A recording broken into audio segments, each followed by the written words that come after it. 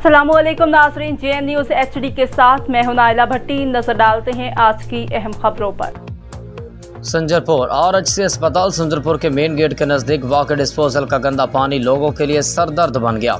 अरसा दराज से बंद ये डिस्पोजल गंदे तालाब की शक्ल इख्तियार कर चुका है, लेकिन ज़िला इंतज़ामिया और तहसील इंतज़ामिया खामोश तमाशाई बनी हुई है। गंदे पानी से न सिर्फ लोगों को गुजरने में शदीद मुश्किलात का सामना है, बल्कि वाक़ मसाद मस्जिद में नमाजियों को गंदी बदबू में नमाज अदा करना पड़ती है।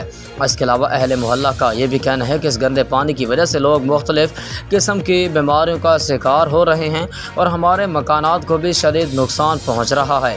मुतअद्दिद बार उसकी रिपोर्ट की गई, लेकिन आज तक किसी ऑफिसर ने इस पर गौर नहीं किया। खुदारा असिस्टेंट कमिश्नर सादिकाबाद हमाद हामिद साहब और DCO रहीम यार खान शकील भट्टी साहब इस मामले पर गौर फरमाएं। संजरपुर RHC अस्पताल संजरपुर के मेन गेट के नज़दीक वाक़ डिस्पोजल का गंदा पानी लोगों के लिए सरदर्द बन गया। अरसा दराज से बंद ये डिस्पोजल गंदे तालाब की शक्ल अख्तियार कर चुका है, लेकिन ज़िला इंतज़ामिया और तहसील इंतज़ामिया खामोश तमाशाई बनी हुई है। गंदे पानी से न सिर्फ लोगों को गुजरने में शदीद मुश्किलात का सामना है, बल्कि वाक़या साथ मस्जिद में नमाजियों को भी गंदी बदबू में नमाज अदा करना पड़ती है।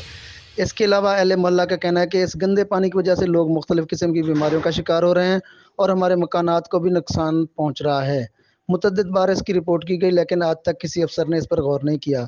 खुदारा असिस्टेंट कमिश्नर सादिकाबाद हमाद हामिद साहब और DCO रहीम खान शकील भट्टी साहब इस मामले पर गौर फरमाएं। Report tehsil reporter JN news HD Sadiqabad Faheem Akram Abbasi अलमारूफ पोमा खान।